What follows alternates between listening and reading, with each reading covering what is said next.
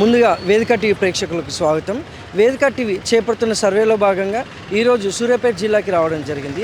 మరి సూర్యాపేటలో ఉన్నటువంటి ప్రజలు రేవంత్ రెడ్డి గారి గురించి అలాగే వారి పాలనపై వారి అభిప్రాయం తెలుసుకునే ప్రయత్నం చేద్దాం. నమస్తే సార్. నమస్తే. మీ పేరు సార్?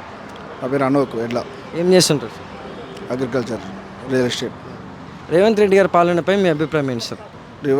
ముఖ్యమంత్రి రేవంత్ రెడ్డి గారి పరిపాలనలో ప్రజా వ్యతిరేకత కొనసాగుతుంది. ఎందుకు ప్రజా వ్యతిరేకత కొనసాగుతుందంటే అగ్రికల్చర్ విషయంలో రైతులకు రైతు భరోసా అనే కార్యక్రమం చేయలేకపోవడం, ఇచ్చిన హామీలు పూర్తి స్థాయిలో నెరవేర్చలేకపోవడం ప్రజా వ్యతిరేకత కనిపిస్తుంది. దీంతోపాటు రియల్ ఎస్టేట్ కూడా జీరో స్థాయికి వచ్చేసింది. బిజినెస్ లేదు, డెవలప్మెంట్ లేదు, వ్యాపారాలు జరగట్లేవు. వేల మంది రియల్ ఎస్టేట్ మీద వేల మంది ఏజెంట్లు, వ్యాపారస్తులు దివాలా తీసే పరిస్థితి వచ్చింది. జీవనోపాధి కోసం ప్రశాంతకు అయిపోయింది. అట్లాంటిది హైడ్రా తీసుకొచ్చినప్పుడు సిటీ వర్క్ హైడ్రా అనేది వచ్చింది, కానీ ఆ ప్రభావం గ్రామీణ ప్రాంతాల మీద పడిపోయింది. రియల్ ఎస్టేట్ ప్రభావం పడిపోయింది. దీంతో వ్యాపారాలు జరగలేక ప్రతి ఒక్కరు రియల్ ఎస్టేట్ మీద ఆధారపడి ఉన్న ప్రతి ఒక్కరు ఎలా జీవించాలి, ఎలా బతకాలనే ప్రశ్నార్థకం. మరి గతంలో కేసీఆర్ గారి పాలనపై మీ అభిప్రాయం ఏంటి సార్? అంటే ఒకరు అది బెటరు అని నేను చెప్పలేను, కానీ రైతుల పరంగా కొంత మేలు చేశారు. Time to time Rythu Bharosa డబ్బులు చేసి రైతులను ఆదుకోవడం జరిగింది.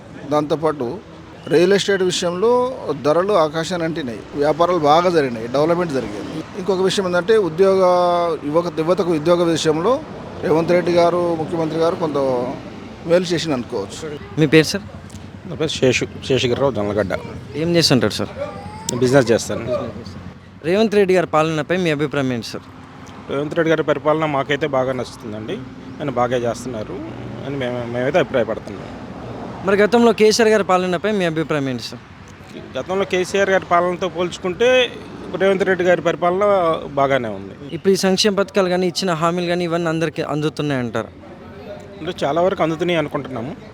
ఇంకేదన్నా అందని ఏమన్నా ఉంటే ఇంకా ముందు అవి కూడా అందేటట్లుగా ఆయన పరిపాలన దాన్ని ఎవరెవరికి అందట్లేదో వాళ్ళందరికీ అందేటట్లుగా చూడాలని కోరుకుంటున్నాం. ఎందుకంటే ఏదైతే హామీలు ఇచ్చారో హామీలు 100% నెరవేర్చాల్సిన బాధ్యత ప్రభుత్వం మీద ఉంది. ఆ దిశగా కూడా వాళ్ళు ఎవరికన్నా కానీ అందకపోతే అవి తెలుసుకొని ఎంక్వైరీ చేసుకొని ఏదైనా ఎవరెవరికి అందట్లేదో పరిపాలన ఇవన్నీ కూడా అందేటట్లుగా చూసుకోవాల్సిన బాధ్యత అయితే ఈ ప్రభుత్వం మీద ఉంది. నమస్తే సార్. నమస్కారం. మీ పేరు సార్? పేరు నరసింహాచారి. ఏం చేస్తుంటారు సార్? నేను ప్రైవేట్ టీచర్ని, లెక్చరర్ని. రేవంత్ రెడ్డి గారి పాలనపై మీ అభిప్రాయం ఏంటి సార్? పాలనపై అభిప్రాయం అంటే వచ్చి 1 year అయింది. కంప్లీటెడ్గా ఇప్పటివరకు అయితే not bad, not good, it's okay, that's it. Last year గవర్నమెంట్తో పోలిస్తే అదే అన్ఎంప్లాయీగా పోస్ట్ గ్రాడ్యుయేషన్గా ఒక జాబ్ పర్పస్లో అయితే ఇప్పటివరకు మా వాళ్ళకి కొంచెంవరకు సాటిస్ఫాక్షన్, బట్ నాట్ ఎగ్జాక్ట్. పాత గవర్నమెంట్తో పోలిస్తే ఆ ఉన్న 10 ఏళ్ళు ఒక విద్యార్థుల్ని, ఉద్యోగస్తుల్ని పూర్తిగా నెగ్లెక్ట్ చేశాడు వాస్తవాన్ని. వీళ్ళు అదే ఏజెండాతో వచ్చారు, ఇప్పుడే స్టార్ట్ చేస్తున్నారు. Okay, not bad, but not exact good, perfect అని కూడా చెప్పలేను. సో దాంతో కంపేర్ చేస్తే ఇప్పటికైతే కొంచెం బెటర్. మరి గతంలో కేసీఆర్ గారి పాలనపై మీ అభిప్రాయం ఏంటి సార్? కేసీఆర్ గారి పాలన అభిప్రాయం అంటే ఒక తెలంగాణ మూమెంట్ వచ్చిందే నిధులు ఉద్యోగాలతోని. సో పూర్తిగా పక్కన పెట్టేసి కేవలం తన ఓటు బ్యాంక్ కోసం మాత్రమే తను ఇవ్వడం జరిగింది, ఏది జరిగినా సరే. ఏ పర్పస్ తోడైతే తెలంగాణ వచ్చిందో ఆ పర్పస్తో వచ్చిన దాన్ని ఫుల్ఫిల్ చేయలేకపోయాడు. అది మెయిన్. వచ్చింది 2 రీజన్స్. ఒకటి నీళ్లు, నిధులు, ఉద్యోగాలు. ఈ మూడింటిని పూర్తిగా పక్కన పెట్టేసి కేవలం ఓటు బ్యాంక్ కోసం, కేవలం రాజకీయాలు ఉండడం కోసం మాత్రమే తను ఈ 10 ఏళ్ళు సర్వీస్ చేశాడు. నమస్తే సార్. నమస్తే సార్. మీ పేరు సార్? నా పేరు దీక్షిత్. ఏం చేస్తుంటారు సార్? నాది గోల్డ్ షాప్ సార్. నాది. రేవంత్ రెడ్డి గారి పాలనపై మీ అభిప్రాయం ఏంటి సార్? పాలన అంటే ఇప్పుడు మనం చూసుకున్నట్టయితే అతను వచ్చి ఇప్పుడు సంవత్సరం అవుతుంది. ఉన్న వాస్తవానికి అయితే అంతకుముందుకు పాత గవర్నమెంట్ ఉన్న కేసీఆర్ గవర్నమెంట్ అయినా వాళ్ళ నిధులని దుర్వినియోగం చేసి వాళ్ళు మంచికి పెట్టారో చెడుగు పెట్టారో తర్వాత విషయం పక్కన పెట్టుకుంటే వాళ్ళు వెళ్ళేటప్పుడే మనకు 6 లక్షల కోట్లు ఎంతో చిల్లర మనకు బడ్జెట్ అప్పు ఇచ్చి చూపించారు. ఇప్పుడు ఇతను వచ్చి ఇప్పుడు మంచి చేయాలి అన్నా కానీ ఫస్ట్ నిధులు ఉండాలి కదా. నిధులు లేని వలన వీళ్ళు చెప్పారు వచ్చేటప్పుడు వీళ్ళు 6 పథకాలు అని చెప్పారు. ఆ 6 పథకాలలో మొత్తం ఇది కంప్లీట్గా పెట్టలేదు.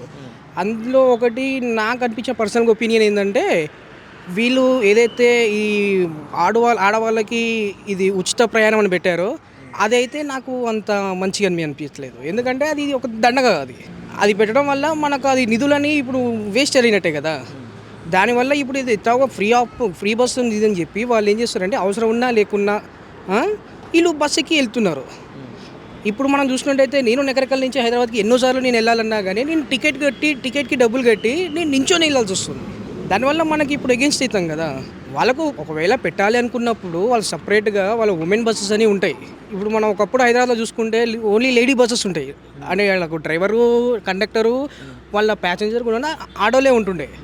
ఇప్పుడు ఏమైంది, ఇప్పుడు మేము అర్జెంట్ పని మీద పోయేటోళ్ళము, మాకు పని నుండి మేము హైదరాబాద్కి చీటీమాటికి పోయేటోళ్ళము, మాకు ఆడ నించొని పోవాల్సి వస్తుంది. ఇంకా కాలు పెట్టే సందు లేదు అసలు. ఆ సందు లేక మేము నించోలేక మేము ప్రైవేట్ ట్రావెల్స్ వాళ్ళు డబల్ కిరాయిలు కట్టిపోవాల్సి వస్తుంది. అది ఫస్ట్. గతంలో కేసీఆర్ గారి పాలనపై మీ అభిప్రాయం ఏంటి సార్? కేసీఆర్ గారి పాలన అంటే మనము తెలంగాణ కోసం పోరాడి మనం తెలంగాణ తెచ్చాము.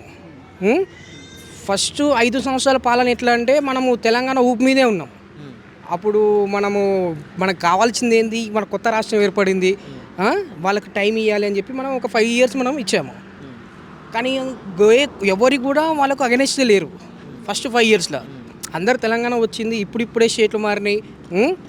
అప్పుడు 10 జిల్లాల్లో 9 జిల్లాలో ఉన్నదాన్ని ఇప్పుడు 33 జిల్లాలు చేసిరు. కాబట్టి మనకు అక్కడ స్కోప్ ఉన్నట్టు కానొచ్చింది. సెకండ్ టర్మ్కి వచ్చేసరికి వాళ్ళకి అహం పెరిగి వాళ్ళు నేను ఆడిందా ఆట పాడిందా పాట అని వీళ్ళు కోట్లు దోచుకోవడము, మనిషికి ఇంతే మర్యాద లేకపోవడము. ఇప్పుడు మన కేటీఆర్ గారు చూసినా కానీ ఎప్పుడైనా కొన్ని ప్రెస్ మీట్లలో చూడండి, కేసీఆర్ గారు కొన్ని ప్రెస్ మీట్లలో చూడండి, వాళ్ళు ఒక అవతల మనిషిని అనే రిపోర్టర్ని కూడా లెక్క చేయకొని మాట్లాడుతారు. అది ఇక వాళ్ళంతా మొత్తం అది ఏమంటారు, కుటుంబ పాలన అయిపోయింది అది.